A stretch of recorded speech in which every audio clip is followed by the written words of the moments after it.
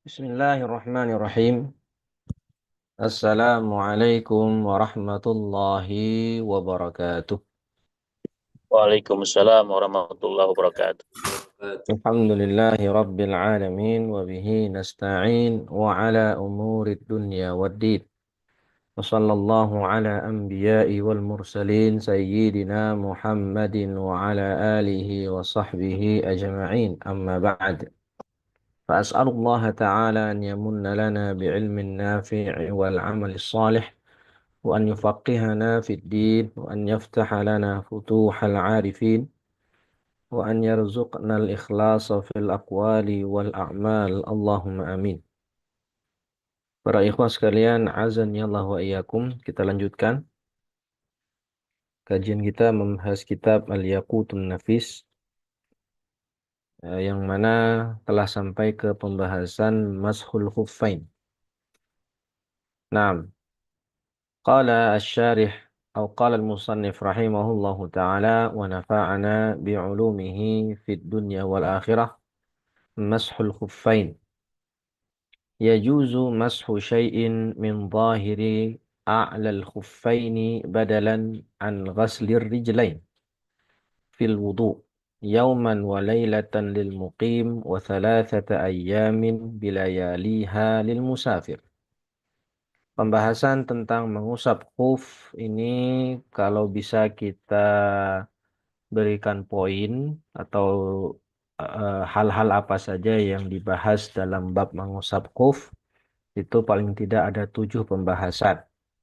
Yang pertama adalah hukum mengusap khuf, yang kedua syarat-syarat mengusap khuf, yang ketiga berapa lama waktu mengusap khuf, yang keempat tata cara mengusap khuf, yang kelima apa saja yang disunahkan ketika mengusap khuf, yang keenam ma yukrahu fihi, dan yang makruh apa. Yang dimakruhkan ketika mengusap khuf apa saja, dan yang terakhir pembatal. Tapi di sini musannif hanya menyebutkan beberapa poin, tidak semuanya. Sisanya bisa kita lihat dalam kitab-kitab yang mutawwalat. Pertama, di sini beliau mengatakan yajuzu mashu syai'in min zahiri a'lal khuffain. Kata-kata yajuz ini mengisyaratkan kepada permasalahan hukum mengusap khuf. Yajuzu ay yasih, ya. Ini permasalahan tentang hukum. Apa hukum mengusap khuf? Ya, jaiz, masyru', ya. Diperbolehkan dalam syariat. Bahkan kesunahan mengusap khuf itu hadisnya levelnya sudah sampai level mutawatir. Berkata Hasan Al-Basri, haddatsani sab'una sahabiyan anna an-nabiyya sallallahu alaihi wasallam masaha ala khuffaihi. Wa qala an-Nawawi laisa lil mukhalifin ay fi jawazil mashi ala al-khuffain syubhatun laha ruh. Jadi mengusap ini memang perkara yang sudah levelnya mutawatir, alias semua ulama ahlu sunnah bersepakat akan kesunahannya atau disyariatkannya mengusap khuf. Maka barang siapa yang mengingkarinya, ya bisa kita katakan dia telah keluar dari barisan ahlu sunnah dalam masalah ini. Sebagaimana orang-orang Syiah yang mengingkari kesunahan mengusap khuf. Mashu syai'in min zahiri a'lal khuffain. Pembahasan ini adalah tentang tata cara minimal mengusap khuf. Ini masalah kaifiyah. Bagaimana cara mengusap khuf yang sekedar wajib saja? Mashu syai'in. Syai'in ini kan berarti ya sedikit saja, meskipun seujung jari.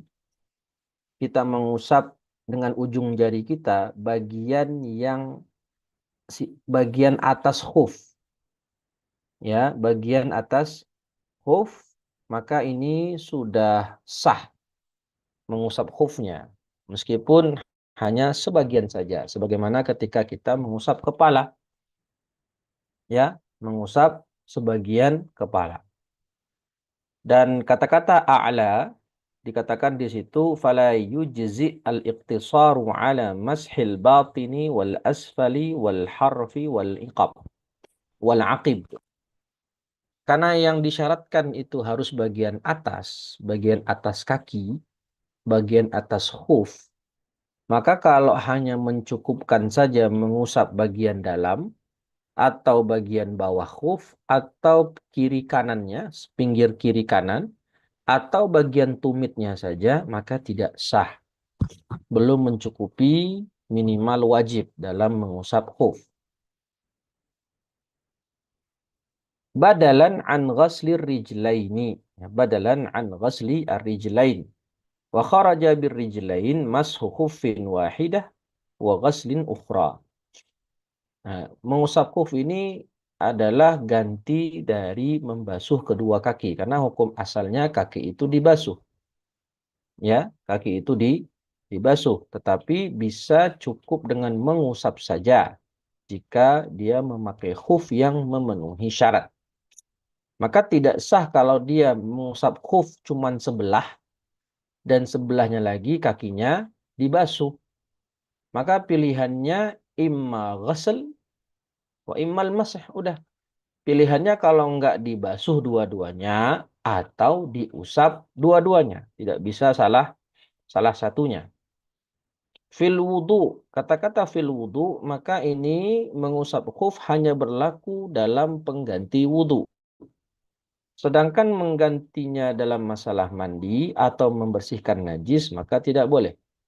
Ketika seseorang wajib mandi, maka dia tidak bisa hanya mencukupkan pas kakinya itu dengan mengusap khuf saja. Begitu pula kalau kakinya ada najis, maka tidak bisa dia dengan mengusap khuf saja. Tapi dia harus melepas khufnya dan membersihkan najis yang ada di kakinya. Maka mengusap khuf hanya pengganti wudhu, bukan pengganti mandi, dan juga bukan pengganti izalatun najasah. Yauman wa lailatan lil muqim wa thalathata ayyamin bilayaliha lil musafir. Ini pembahasan tentang muddah. Ya, pembahasan tentang muddah berapa lama waktu tempo mengusap khuf. Untuk bagi orang yang mukim, temponya adalah sehari semalam. Dalam artian 24 jam. Dan termasuk orang yang mendapatkan eh, hak untuk mengusap khuf sehari semalam, walau asiyan biiqamatihi.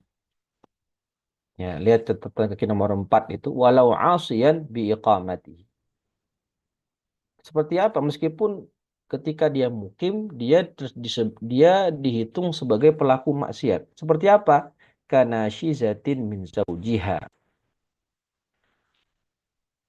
Wanita yang nusyuz kepada suaminya. Ya, perempuan yang nusyuz kepada suaminya. Maka kalau dia mau eh, mengusap khuf, ya, mau mengusap khuf meskipun dia dalam keadaan apa namanya? Mukim atau dalam keadaan mukim, na'am, ya walau asyan bi iqamatihi, ya kalau dia nusyus, dia hanya diperbolehkan mengusap satu hari saja. Ya, atau ketika dia safar bersama suaminya, tapi ketika safar dia nusyuz. Ya, dia safar, maka dia ketika safar melakukan nusyuz, maka dia hanya diperbolehkan mengusap satu hari saja. Maka dikatakan wa mithluhu wa mithlul muqim al-'asi bi safarihi. Ya, sudah pernah kita bahas ya dalam pembahasan Fathul Qarib, ada perbedaan al-'asi bis safar wal 'asi fis safar. Masih ingat bedanya? Ya, ikhwah. Apa bedanya al-'asi bis safar wal 'asi fis safar? Bedanya apa itu kemarin?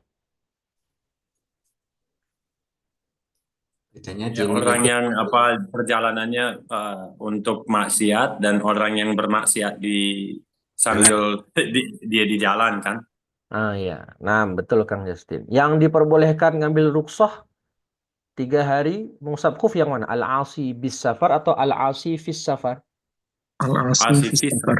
Al-asi fis safar. Nah, maka kalau al-asi bis safar ini dia kan tidak diperbolehkan mengambil rukhsah yang 3 hari itu, ya, mengambil rukhsah yang 3 hari dalam waktu mengusap khuf, dan dia hanya diperbolehkan 1 hari saja.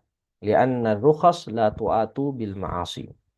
Wal musafiru safaran qasiran wal haim. Begitu juga orang yang safar tapi safar pendek, yang mana tidak mencapai 83 kilo. Kira-kira safar pendek ini ya 3 kiloan misalnya.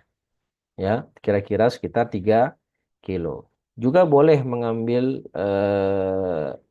hak mengusap khuf sehari semalam. Wal haim. Al haim ini orang yang pergi safar tapi tidak punya tujuan. Dia pergi gitu aja, tapi tidak punya tempat tujuan dia mau safar kemana.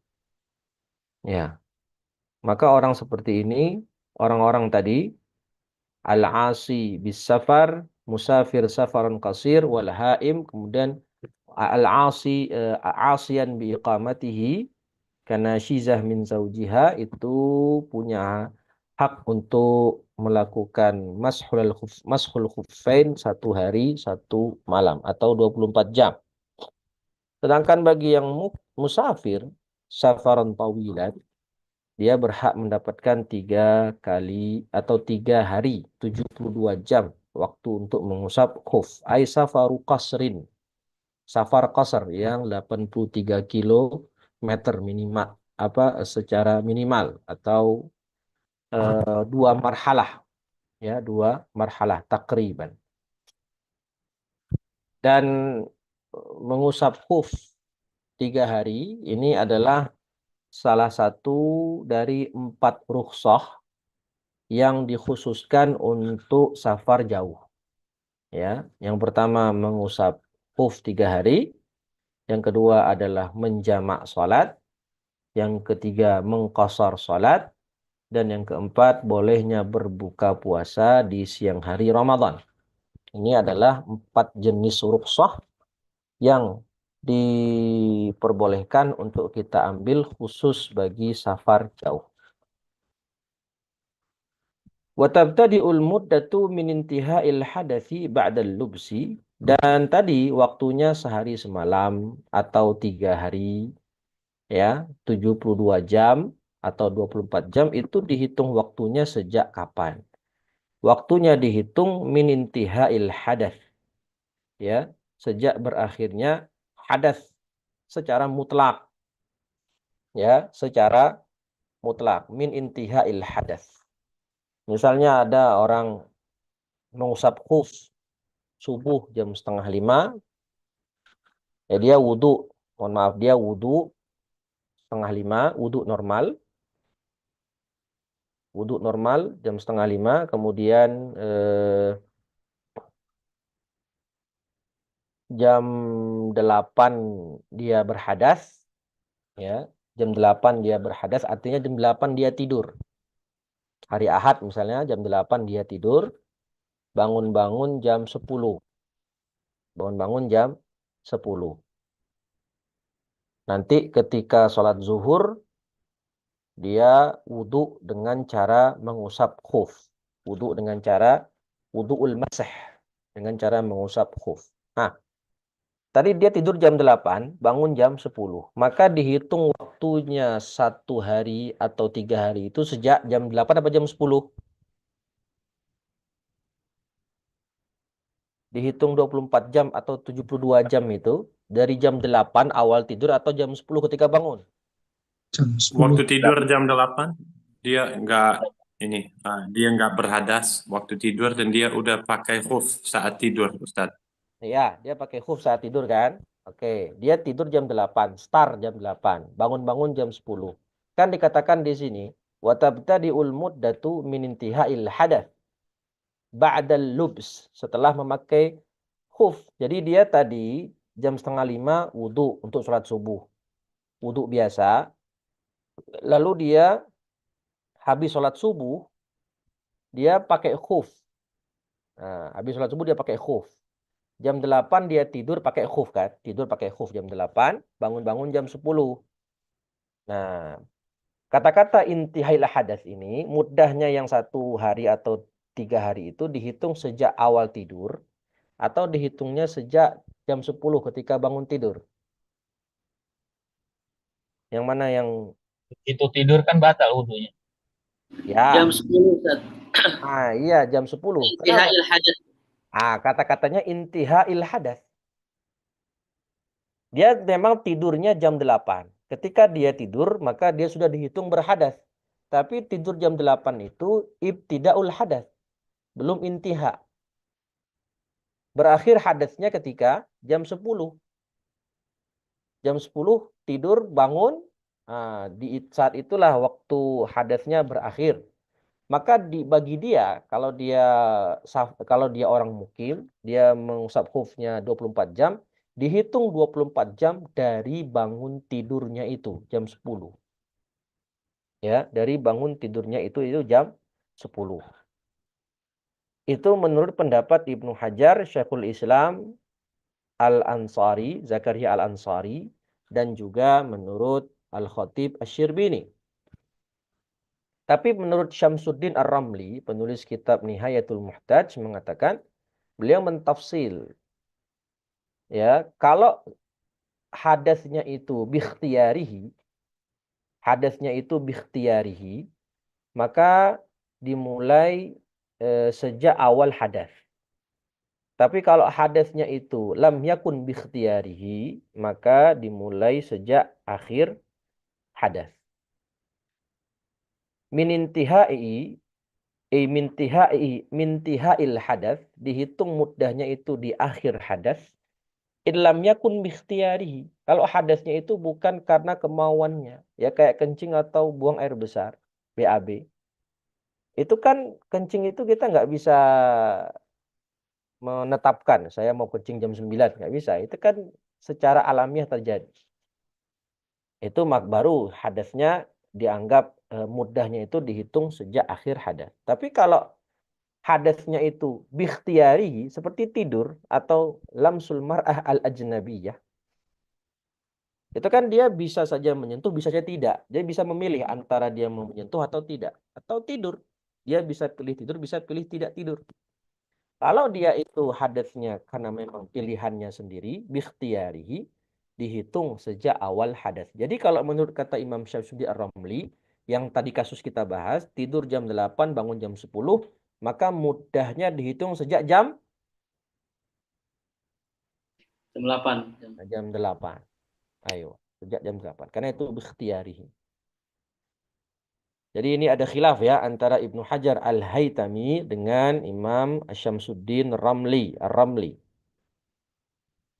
Tapi yang dijelaskan di matan oleh musannif, beliau lebih condong ke pendapatnya siapa? Ibnu Hajar Al-Haytami dan Zakaria Al-Ansari beserta Al-Khatib Asy-Syirbini. Ba'dal lubs, setelah lubs. Jadi jam 4:30 wudhu biasa, kemudian memakai khuf, lalu tidur jam 8 dengan memakai khuf, bangun-bangun jam 10, maka hitungan muddah 24 jamnya atau muddah 72 jamnya dihitung sejak berakhirnya hadas setelah dia memakai khuf. Lakin yushtaratu li jawazil mashi syurutun sab'ah. Nah, ini beliau membahas tentang syarat. Ya, syarat sahnya mengusap khuf. Pertama, an yulbasal khuffani ala taharatin kamilah. Harus memakai khufnya itu, mengusap khuf harus setelah berwudu secara sempurna. Bi'alla yakuna alaihi hadathun asghar au akbar. Falau baqiya min badanihi lum'atan au lum'atun bila taharatin lam yajuz lubsuhuma qabla kamaliha. Ya dia mengusap khuf itu setelah dia wudhu sempurna, alias dia sudah dalam keadaan suci, baik dari hadas kecil maupun hadas besar. Oke, baik dari suci dari hadas kecil maupun hadas besar. Jadi setelah dia berwudu sempurna, baru dia memakai khuf. Kalau ada sepotong lum'ah, ya, sepotong saja bagian tubuhnya yang ada hadas atau ada najis, ya, yang misalnya wudhunya belum sempurna, lalu dia pakai khuf, lam yajuz lubsuhuma. Tidak boleh dia memakai khufnya sebelum wudhunya sempurna atau toharohnya sempurna. Benar nggak? Lam yajuz lubsuhuma. Kalau ada orang toharohnya belum sempurna, apa hukum dia pakai khuf? Misal saya wudhu baru sampai kaki kanan, kaki kiri saya belum saya basuh, terus saya pakai khuf, hukumnya boleh apa tidak? Tidak boleh. Lam yasih. Boleh nggak saya pakai khuf saya? Tidak Ya boleh. boleh pakai tapi nggak akan Ya, sah. Ya, wudhunya belum. pertanyaan saya paham ya. Saya wudhunya baru sampai kaki kanan, kaki kiri belum saya basuh, terus saya pakai khuf. Boleh nggak saya pakai khuf saya? Boleh aja. Boleh ya? Boleh ya Pak ya? Boleh. Berdosa nggak saya ketika pakai khuf? Padahal wudhu saya belum sempurna. Berdosa nggak saya? Ya berdosa, nggak sah kan? Saya tidak membahas mengusap, Kang Justin. Saya pakai khuf saya, boleh nggak? Ketika wudhu saya belum sempurna, saya pakai khuf saya. Pakai Ya, khuf. tidak menyempurnakan amalan. Berdosa. Hah? Boleh lah, apa ya nggak boleh? Saya wudhu, nih, tapi baru sampai kaki kanan. Terus kaki kiri belum saya basuh, saya pakai khuf. Boleh apa enggak? Dari sisi boleh apa enggak? Boleh lah. Masa nggak boleh? Boleh nggak? Masalah nanti kalau saya mau sholat ya nggak boleh saya sholat dulu. Karena kan wudhu saya belum tuntas. Tapi Iya, saya di iya sini, kata boleh di sini maksudnya secara ya berarti di sini harus antum taklik, antum kasih catatan. Kata beliau, kalau wudhunya belum sempurna atau masih ada bagian tubuh yang masih terkena atau berhadas, belum sempurna wudhunya atau harohnya, maka lam yajuz lubusuhuma. Itu maksudnya apa? Lam yajuz mashuhuma. Tuh. Zat sempurna itu maksudnya itu anu Zat ya. Pokoknya Apa? sah gitu ya, bukan berarti sunnah-sunnahnya dan sebagainya. Ya, betul. Yang penting wudhunya itu apa namanya? Sah setelah sampai membasuh kaki. Sempurna wudhunya itu artinya telah selesai seluruh rukun minimal. Begitu. Jadi kata-kata lam yajuz lubusuhuma itu harus antum kasih catatan. Maksudnya lam yajuz mashuhuma. Jadi ketika saya wudhu cuman sampai kaki kanan, saya pakai khuf saya, oke. Ketika saya nanti berhadas, nanti saya berhadas lagi, saya pakai khuf, boleh nggak saya mengusap khuf? Boleh nggak? Tidak boleh. Nah, di situ nggak boleh. Karena ketika saya masang khuf saya, itu wudhu saya belum sempurna, belum tuntas. Maka ketika saya berhadas lagi dan saya mau wudhu lagi, saya nggak cukup hanya sekedar mengusap khuf wudhunya. Harus saya lepas sepatunya, khufnya, dan wudhu ulang dari awal, dari wajah sampai membasuh kedua kaki. Tapi kalau tadi saya katakan, saya wudhu cuma sampai kaki kanan. Kaki kiri saya tinggalkan, belum saya basuh untuk berwudhu. Lalu saya pakai khuf, boleh tidak? Ya boleh-boleh saja, nggak ada masalah. Tapi kalau nanti saya mau sholat, ya nggak boleh saya langsung sholat. Saya basuh dulu kaki kiri saya, supaya saya bisa sholat. Mafhum Berarti sini ya? ibaratnya kurang dakik tuh ya di sini. Lam yajuz lubusuhuma seharusnya Iya. lam yajuz. Iya betul. Antum kasih catatan di situ ya. Langsung. Nah, wal ibratu bistiqraril qadamain. Nah, maksudnya sempurna dalam artian sudah wudhu, sudah pakai khuf. Jadi sempurna telah memakai khuf itu gimana? Bistiqraril qadamain, kaki kita itu udah masuk ke dalam khuf itu secara sempurna. alias tumit kita sudah nempel di bawah, di dasar khuf itu. Falau ibtada'a lubsuhuma ba'da kamalit taharah, thumma ahdatha qabla wusulir rijli qadamul khuf, lam yajuzul masah. Lam yajuz al-masah. Jadi kalau kita kita memakai sepatu khuf sebelah kanan, sudah selesai. Pas mau masukkan khuf di kaki kiri, belum sampai sempurna pakai khufnya, ternyata kita kentut. Belum kaki kita menjejakkan kaki kita di tanah, di dalam khuf itu, sempurna pakai khufnya, untuk kaki kiri, kentut. Ahdatha qabla wusulir rijli qadamul khuf. Kaki kita belum sempurna menapak dalam khuf tadi, atau berhadas. Ya, maka nggak boleh nanti ketika wudunya masah, nggak boleh. Wudu yang berikutnya tidak boleh wudu masah, tapi harus wudu'ul ghusl. Ya, wudu'ul ghusl. Jadi sempurna dulu pakai khuf. Setelah wudu, masukkan kaki dua-duanya sempurna ke dalam khuf. Setelah itu kalau nanti berhadas, setelah khufnya sempurna dipakai, nanti boleh wudunya dengan wudu'ul masah. Ya, sesuai waktunya masing-masing. Nah, yang kedua, wa an yakuna qawiyaini. Khufnya harus kuat, maka tidak bisa kuat di mana maksudnya? Bisa dipakai untuk berjalan ke sana kemari untuk memenuhi hajah. Ya, kalau dia waktunya cuma 1 hari, ya khufnya bisa dipakai berjalan ke sana kemari dalam waktu 1 hari. Ya, untuk misalnya dia mau ke pasar atau ke Indomaret atau kemana, khufnya bisa dipakai berjalan ke tempat tujuan yang dia tujui untuk memenuhi hajatnya selama 1 hari tersebut. Kalau 3 hari, begitu pula 3 hari. Kuat dipakai selama 3 hari. Maka, fala yujzi'u nahu raqiqin yankhariqu bil masyi an qurbin. Kalau sesuatu yang tipis, seperti kaos kaki, atau plastik, kakinya dibungkus pakai kresek, nah, maka itu tidak kuat untuk dipakai berjalan, maka tidak sah mengusap di atas jawrab atau di atas plastik tadi. Karena dia tidak kuat untuk dipakai berjalan. Wa an yakuna mani'aini linufudil ma. Khufnya itu selain kuat juga anti air. Maksudnya gimana anti air? Lau subba alaihima. Kalau disiram dari atas. Disiram air dari atas khuf. Kalau dia tidak tembus ke dalam, maka itu khufnya sah untuk diusap. Sesuai syarat berarti. Khufnya sesuai standar SOP. SNI. Tapi kalau kita pakai alas kaki, kita tuang air di atasnya, tembus dia ke dalam, sampai ke dalam kaki kita. Airnya tersebut, kita siram dari atas, tembus dia ke dalam.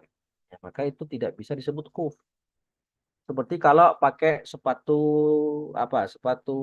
olahraga itu loh, buat basket, buat bulu tangkis, sneaker. Sneaker apa sneaker? Ya.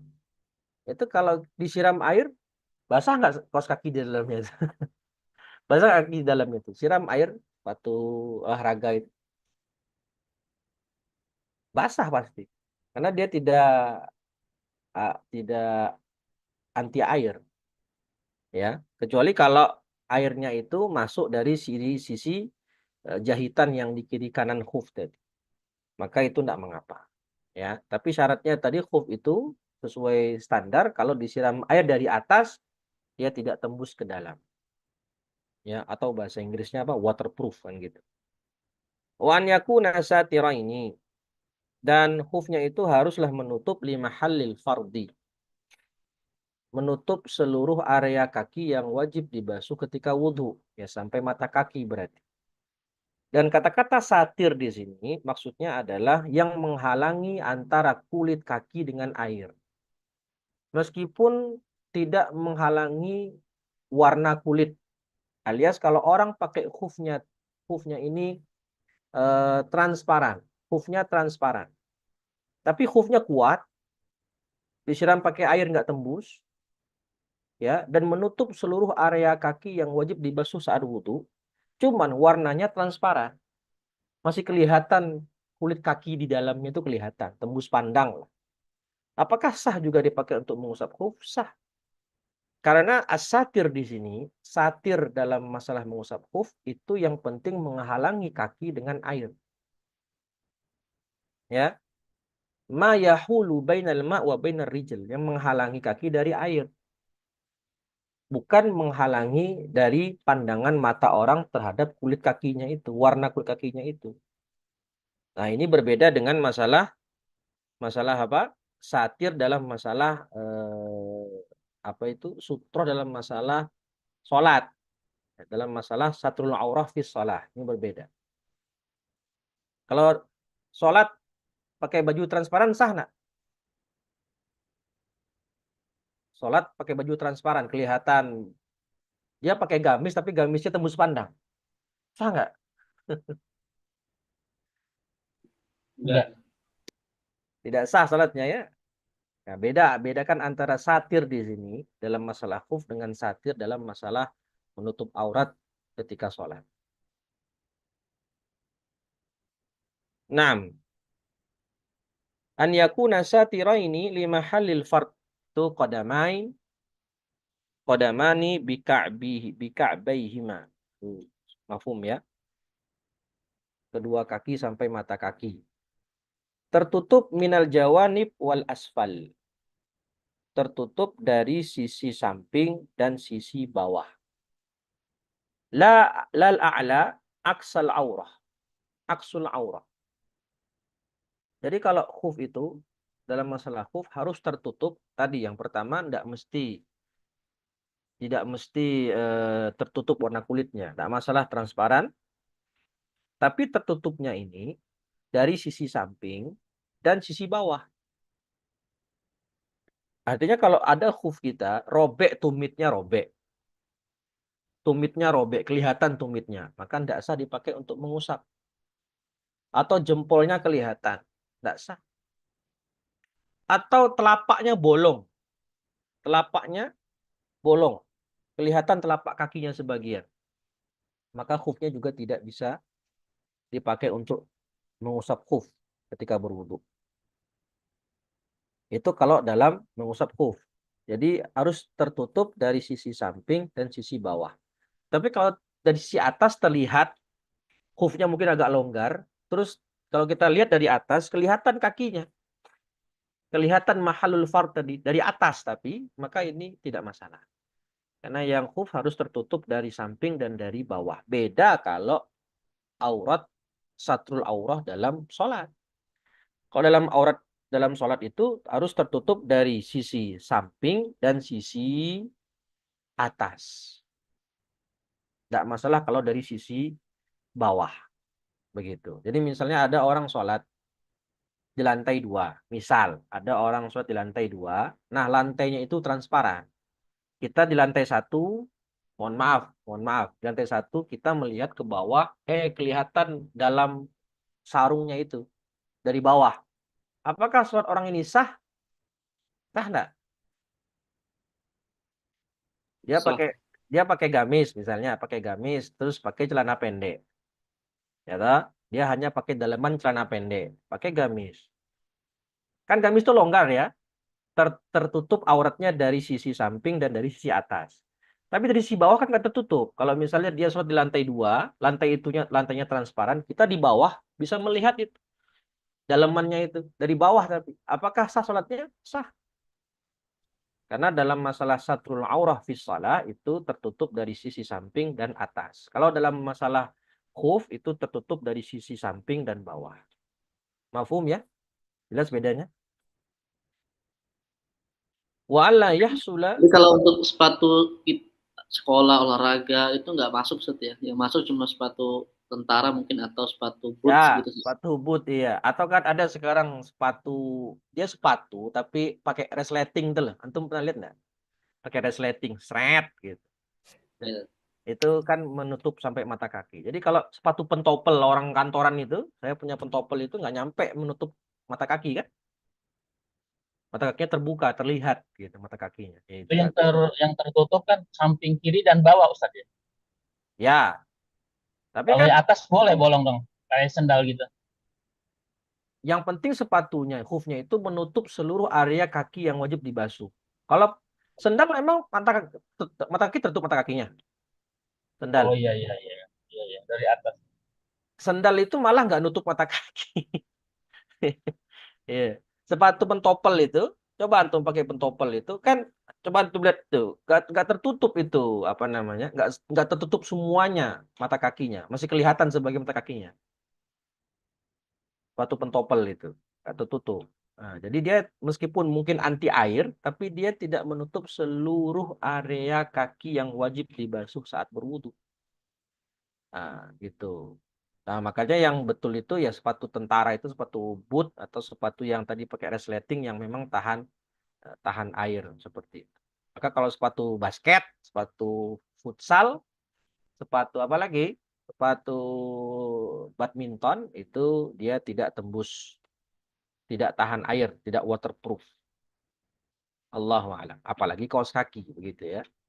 Wa alla yahsula lilabisihima hadatsun akbar wa alla yadhhara syai'un min mahallil fard.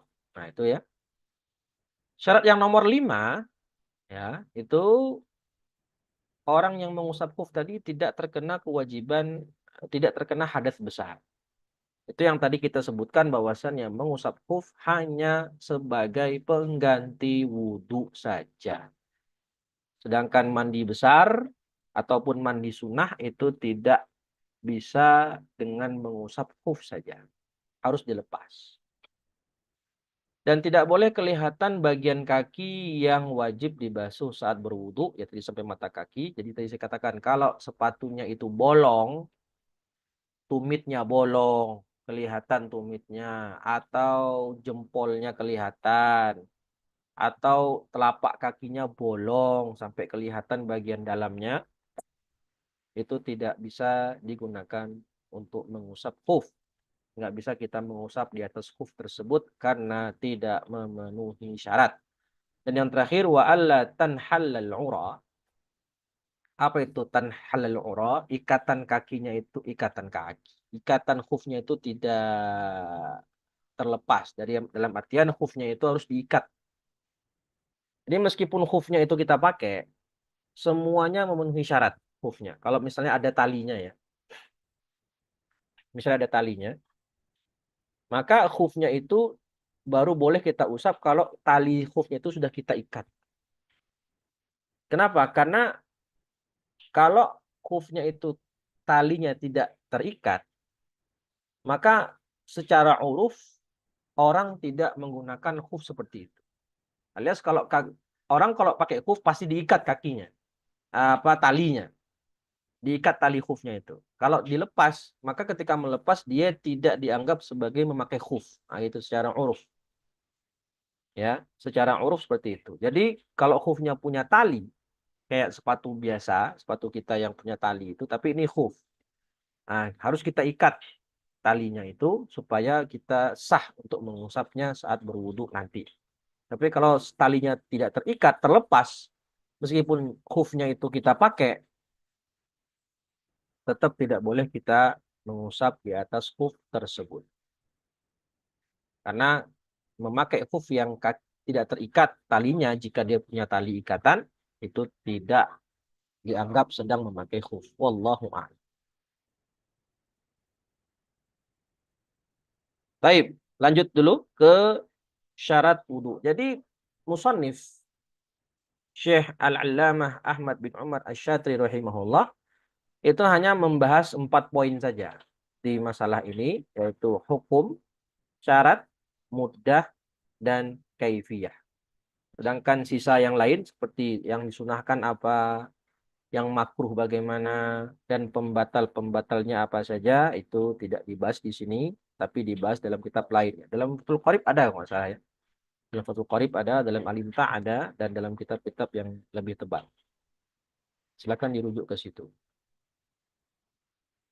Syurutul wudu. Syurut al-wudu khamsata asyara. Ma makna syurut? Syartun. Ya, ay syaratun bi fathir ra. Asyarat lughatan al-alamah, tanda. Wa syar'an ma yalzamu min adamihi al-adam wa la yalzamu min wujudihi wujudun wa la adam lidati. Ini nggak perlu saya jelaskan ya, mafhum ya. Ini kan sudah belajar di Waraqat ya. Ya tak? Sudah mafhum insyaallah. Kata-kata syarat secara lughatan artinya alamah, tanda. Ya, alamatus sa'ah, tanda. Kalau secara syariat, secara istilah fikih, ma yalzamu min adamihi al-adam wa la yalzamu min wujudihi wujudun wa la adam lidati. Sudah mafhum insyaallah ya? Atau ada yang belum paham? Insyaallah Ustaz sudah. Ustaz. Sudah ya, alhamdulillah. Nah, artinya di sini syarat sah wudu. Kalau tidak terpenuhi syarat ini, maka wudunya tidak sah. Tidak boleh dia berwudu. Pertama, al-Islam. Al-Islam fala yasihhu wudu'ul kafir. Ya. Kenapa orang kafir wudunya tidak sah? Kenapa? Kenapa orang kafir wudunya tidak sah? Kenapa? Ada yang bisa jawab? Dalam musyrikin dan najasun. Karena niat membutuhkan niat, Ya. Ustaz. Nah, niat kenapa? Terusin coba. Syarat, Ustaz. Syarat apa jadinya? Iya. Jadi nggak termenuhi syarat kan, niatnya harus muslim. Iya, karena wudu kan butuh niat ya. Wudu itu yahtaju ila niyah. Ya kan? Dan di antara syarat niat, syarat sah niat adalah Islamun Nawi. Ya, itu adalah Nailul Roja itu. Islamun Nawi. Yang berniat harus muslim. Ya, maka kalau orang kafir niat berwudu ya tidak sah. Kenapa? Sejak awal niatnya tidak sah. Ya, sejak awal niatnya tidak sah, maka wudunya juga otomatis tidak sah. Ayo. Wat tamyiz. Apa itu tamyiz? Ada 4 definisi di sini. Di catatan kakinya itu. Di hasyiahnya itu. Di hamish. Yang pertama. An yafhamal khitab. Wa yaruddal jawab. Au yuhsinul jawab. Ini dhabit fikri. Definisinya dhabit fikri. Memahami khitab. Dan bisa menjawab secara baik. Definisi yang kedua. An ya'kula wahdahu wa yashraba wahdahu wa yastanji wahdahu wa huwal ahsan. Bisa ngapa-ngapain sendiri gitu. Untuk kebutuhan hajatnya itu, makan sendiri, buang hajat sendiri, minum sendiri, pakai baju sendiri. Itu definisi tamyiz dan ini dhabit amali. Tadi kan yafhamal khitab wa yuhsinal jawab itu dhabit fikri. Kalau yang ini dhabit amali. Wa huwal ahsan, kata penulis. Wa huwa ahsan. Ini definisi yang lebih bagus. Definisi yang ketiga, tamyiz adalah an yufarriqa baina tamrati wal jamrah. Bisa membedakan mana yang kurma, mana yang bara api. Dan yang keempat, definisi tamyiz adalah an yufarriqa baina yaminihi wa shimalihi. Bisa membedakan mana yang tangan kanan, mana yang bagian kanan, mana yang bagian kiri. Dan ada yang pernah menafsirkan kan gini ya, sudah mengetahui mana yang baik, mana yang buruk kan? Ya, Manda. Definisi tamyiz ada yang bilang sudah bisa membedakan mana yang baik, mana yang buruk. Iya, iya. Benar nggak? Iya. Ini sepertinya masih kurang tepat ya, karena ada orang dewasa pun nggak bisa membedakan mana yang baik, mana yang buruk. Ya, itu terlalu tinggi itunya definisinya. Maka yang biasanya di kitab-kitab fikih itu yang sering saya dengar itu yang dua itu, dhabit fikri wa dhabit amali. Yafhamul khitab wa yuhsinul jawab, atau itu tadi ya'kul wahdahu wa yashrab wahdahu ila akhir. Dan itu yang definisi yang paling bagus menurut Syekh Al-Allamah Ahmad bin Umar Asy-Syatiri rahimahullahu ta'ala. Ustaz, berarti definisi itu harus mumayyiz itu harus 4 definisi itu gitu Ustaz, atau salah satunya Enggak, gitu. enggak salah satunya saja. Kan di sini ada 4 macam definisi. Mana yang paling kuat menurut musonif yang mana? Definisi yang paling bagus nomor 2. Nah, yang sering saya jumpai itu yaitu 2 itu, yafhamul khitab sama definisi yang kedua yaqul wahdahu la akhir. Itu yang sering dijumpai. Tapi kalau tadi saya katakan definisi mumayyiz itu adalah bisa membedakan mana yang baik mana yang buruk, ada sha'ab ada. Ya, hatta orang dewasa pun ada yang belum bisa membedakan mana yang baik, mana yang buruk. Nah, Kalau ada yang bisa makan sendiri tapi nggak bisa istrinya sendiri, Ustaz. Udah masuk, Ustaz ya? ya termasuk. Kenapa dia nggak bisa istrinya sendiri? Oh, memang belum bisa istrinya sendiri. Iya.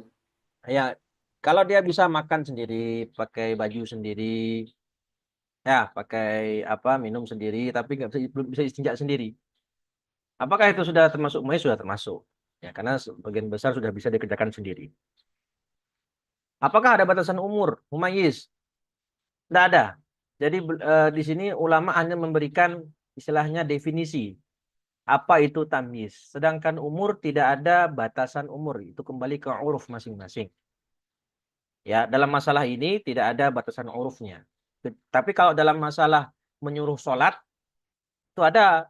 Ya enggak? Genap 7 tahun, disuruh sholat. Dan genap 10 tahun, kalau tetap nggak mau, maka dipukul.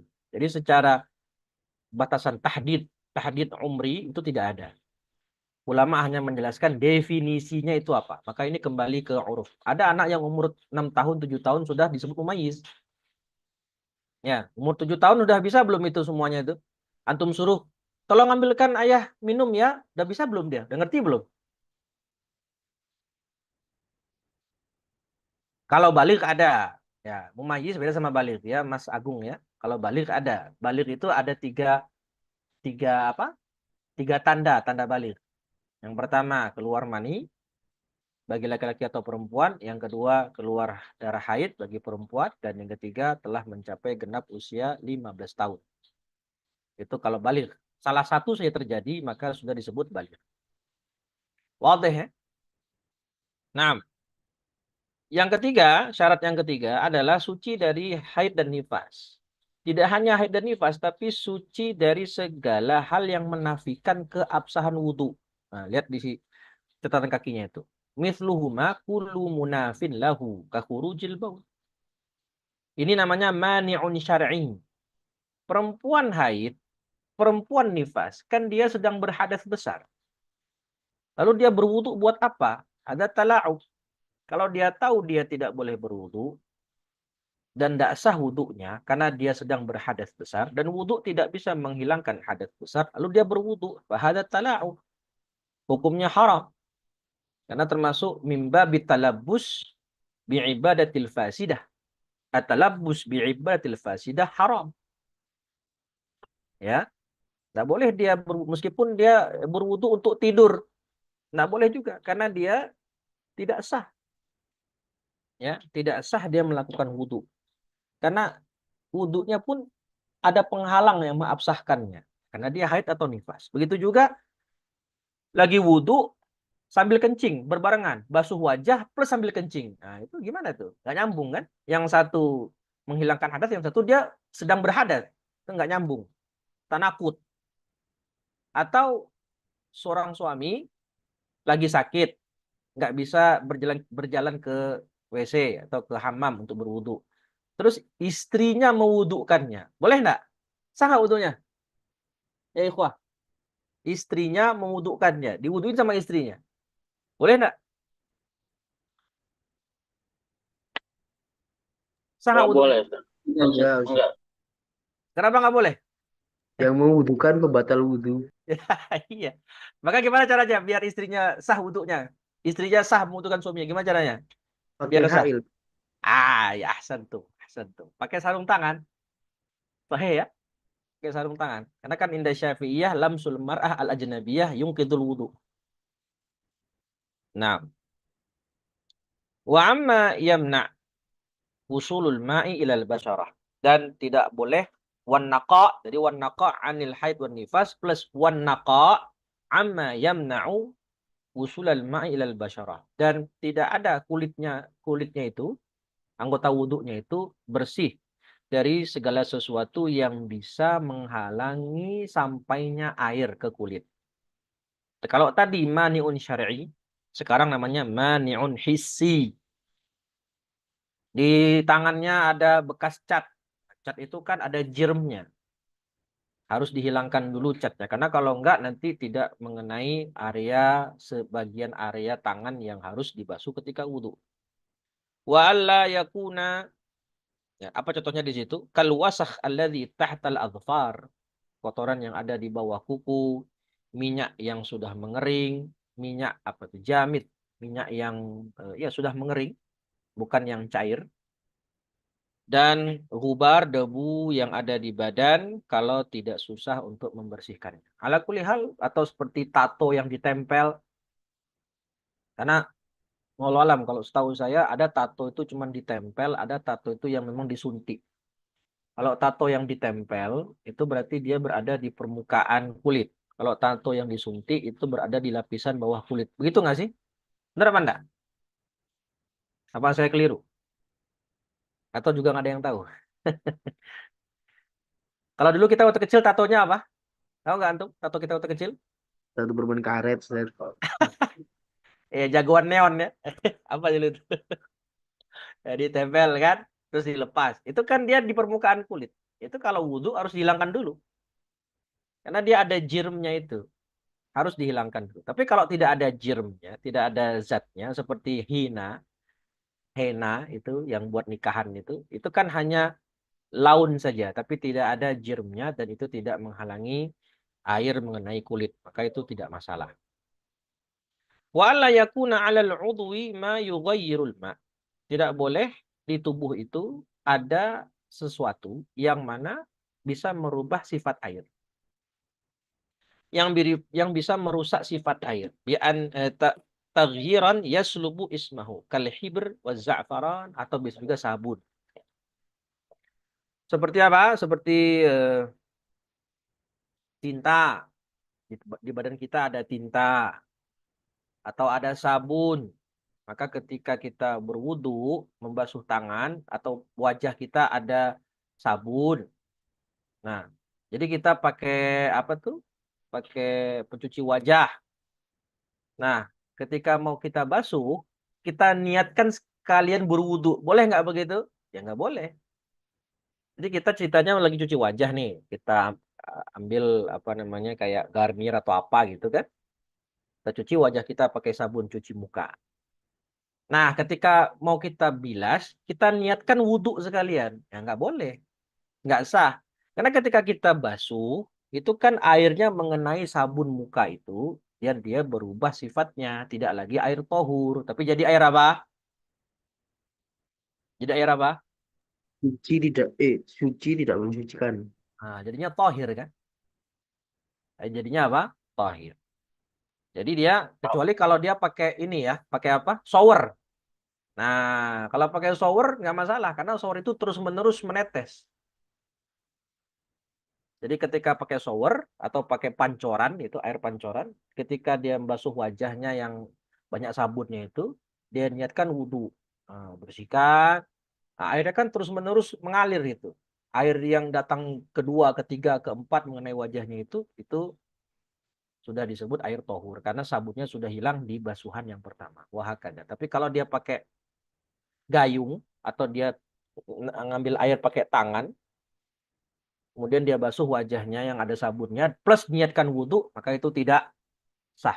Karena ketika air nempel di wajah, sudah bercampur dengan sabun, jadinya tidak lagi air tohur, tapi air tohir. Wal ilmu bi fardiyatihi, dan dia mengetahui kalau wudhu itu hukumnya fardu. Ya. Falau taraddada fi fardiyatihi au i'taqadahu ghairu fardin lam yasih.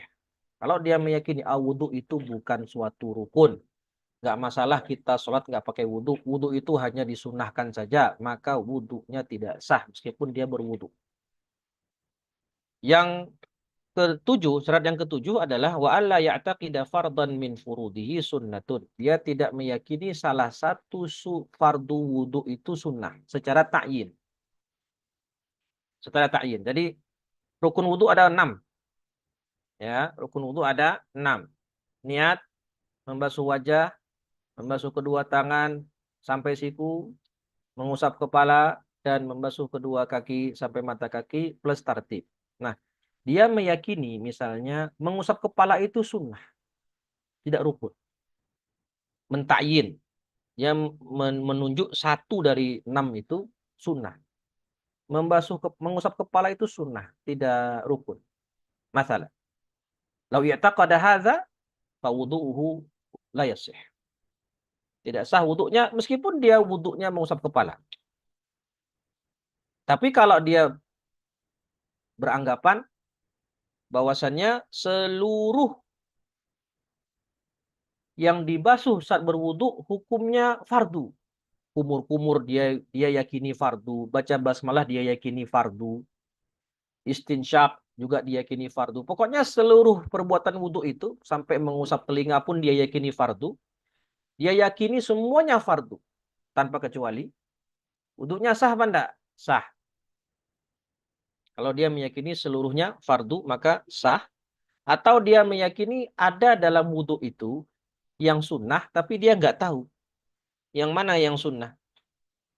Ya, jadi dia tahu dalam wudu ada yang rukun, ada yang sunnah. Tapi ditanya mana yang rukun, mana yang sunnah, nggak tahu. Nah, tidak bisa membedakan. Tidak bisa membedakan. Atau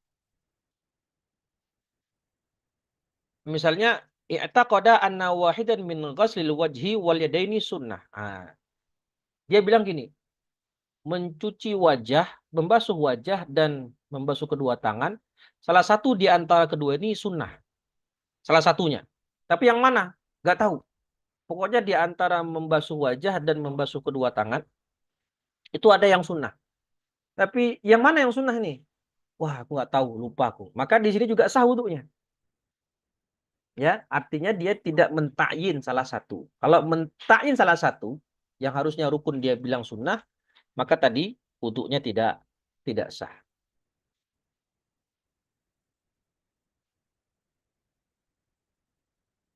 Dan di situ ada khilaf di bawah, ya kita skip saja supaya lebih cepat. Wa izalatun najasah al-ainiyah, menghilangkan najis aini. Yang mana najis aini ini kalau dia tidak bisa dihilangkan dengan satu kali basuhan. Kalau bisa dihilangkan dengan sekali basuhan, dia wudhu langsung hilang sekaligus. Hadasnya terangkat, najisnya pun terangkat. Maka ya tidak perlu dia melakukan hal tersebut. Kalau memang najisnya itu bisa hilang sekali siram. Ya. Dan ini syaratnya idza kana al-ma'ul qalil waridan wa amma jami'a maudhi'in najasah. Kalau najisnya itu seperti ngajarin orang awam di desa biasanya hanya pakai bahasa tuntunan. Ya, orang-orang awam kan, jangankan orang awam. Coba antum tanya ke mahasiswa syariah di kampus-kampus negeri itu, coba.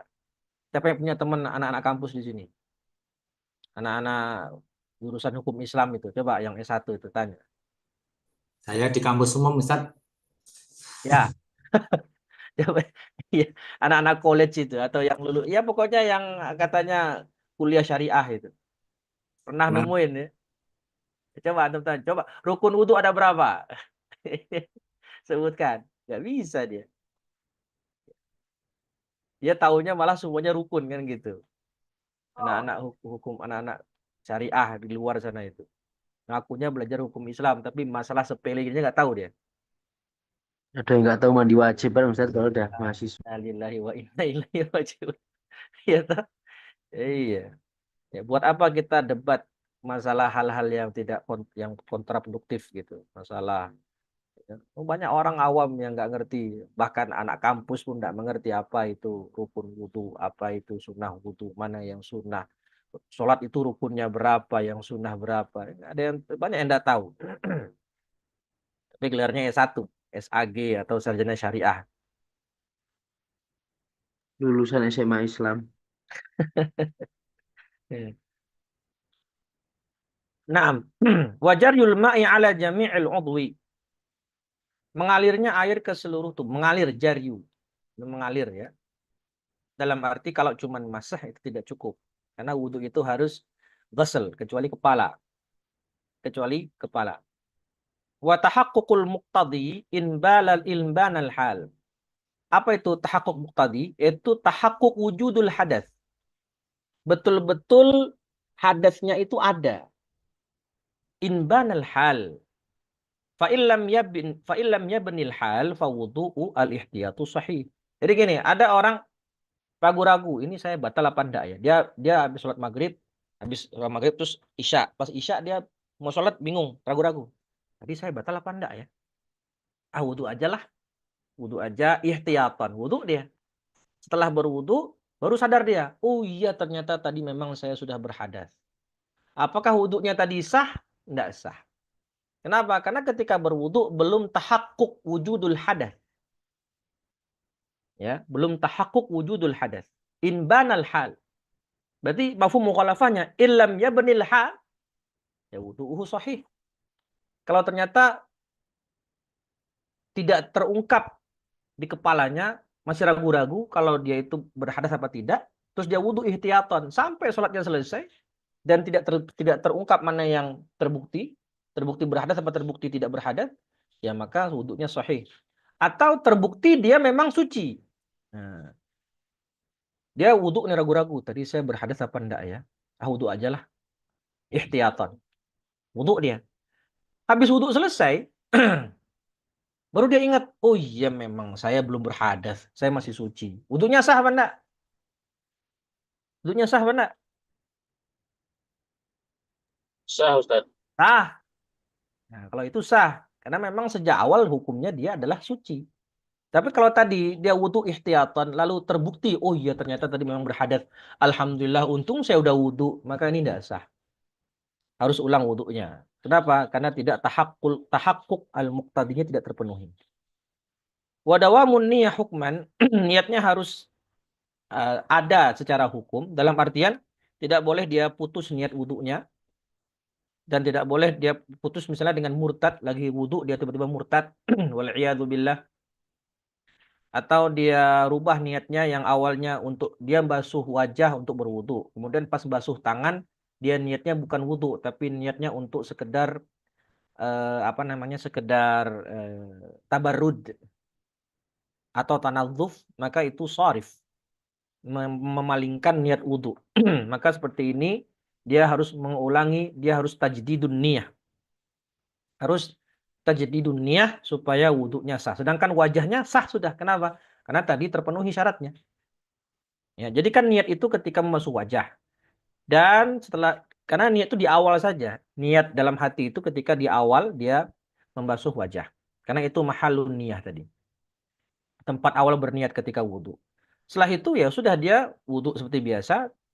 Dan tidak boleh dia memalingkan niat wudhunya itu menjadi niat yang lain. Seperti niat tabarrud atau niat tanadzuf atau bahkan niatul qata'.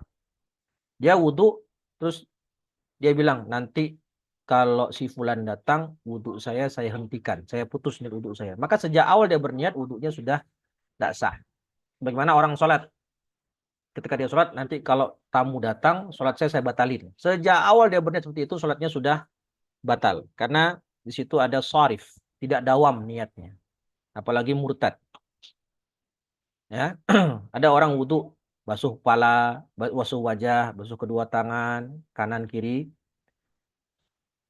Pas itu mengusap kepala, pas mengusap kaki murtad.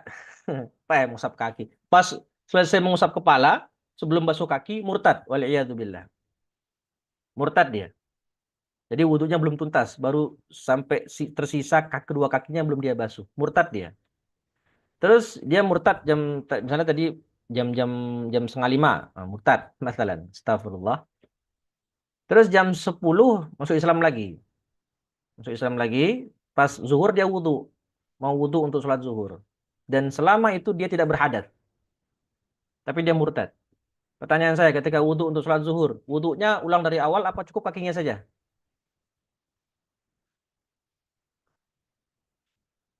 Ngulang. Wudhunya ngulang dari awal atau cukup kedua kakinya saja? Ngulang. Kenapa ngulang, Pak? Ya nggak sah yang tadi. Yang nggak sah yang mana? Yang nggak sah yang kaki atau yang dari wajah sampai mengusap kepala? Yang dari wajah sampai ngusap kepala itu. Tadi dia berwudhu, ketika berwudhu sebelum murtad itu wudhunya normal. Dia niatkan berwudhu. Nawaitu raf'al hadath gitu kan. Wajah, kedua tangan, mengusap kepala. Pas mau membasuh kaki dia murtad. Maka wudhunya yang sah hanya yang 3 tadi. Membasuh wajah, tangan, dan mengusap kepala. Sedangkan pas kaki, dia murtad. Nggak boleh dia wudhu abis itu. Karena dia sudah murtad. Murtad memutus niat, tapi tidak membatalkan wudhu. Jadi ketika nanti dia mau wudhu sebelum sholat zuhur, wudhu, dia masuk Islam lagi jam 10, terus mau wudhu untuk sholat zuhur, dan selama itu dia tidak berhadas sama sekali, tidak ada hal-hal yang pembatal wudhu yang dilakukan, nanti dia wudhu cukup membasuh kedua kakinya saja. Karena Kan udah lewat masa Ustaz, lewat masa yang Masa tidak apa? terpenuhi kayak apa namanya tartibnya itu. Masanya kan udah lama tuh. Mualah. Iya, mualahnya lama Mualah kan. itu sunnah. Mualah itu sunnah dalam wudhu. Walaupun Mualah, panjang itu, berjam-jam gitu walaupun ya. panjang, Itu kalau daimul hadas. Nah, kalau daimul hadas baru harus mualah. Ini nanti di sini. Ya. Wa adamu ta'liqiha, tidak boleh wudhu itu dita'liq. Tadi contohnya di sini nawaitul wudhu insyaallah. Nah, insyaallah itu kalau dia niatkan ta'liq maka tidak sah wudhunya. Tapi kalau dia niatkan tabarruk maka wudhunya sah. Ya, wudhunya sah. Sedikit lagi, wa dukhulul waqti wal muwalatu li daimil hadath, dan ini syarat yang khusus untuk daimul hadath. Ya, itu tadi Pak. Kalau yang daimul hadath, maka wudhunya ketika sudah masuk waktu sholat dan harus berurutan mualah. Berurutan dari mulai dia istinja, kemudian dia memakai pembalut atau memakai popok untuk mencegah najisnya itu mengenai bajunya. Kemudian berurutan terus, setelah itu langsung dia berwudhu, setelah itu langsung dia sholat. Tidak boleh diberi jeda. Ya, tidak boleh diberi jeda. Karena muwalah hukumnya bagi daimul hadas seperti orang yang kencingnya terus-menerus keluar, salasil baul, atau yang istihadah, itu harus wudhunya setelah masuk sholat, setelah masuk waktu sholat dan muwalah. Sedangkan bagi orang yang normal, muwalah itu tidak menjadi sebuah rukun. Menurut pendapat yang jadid, qaul jadid mu'tamad. Tapi menurut mazhab Maliki dan termasuk qaul qadim Imam Syafi'i, muwalah itu rukun. Maka muwalah pun sebenarnya pendapat yang qawi. Tapi kalau yang mu'tamad menurut mazhab Syafi'i, yang qaul jadid itu tidak sebuah rukun. Tidak termasuk sebuah rukun. Ayo, mungkin demikian ya. Saya rasa cukup. Sudah lewat jam 6 lebih 11 ini. Kita akan lanjutkan pembahasan sunnah-sunnah wudhu di pertemuan pekan depan insya Allah. Monggo, jika ada yang mau ditanyakan silakan. Atau sudah cukup ya?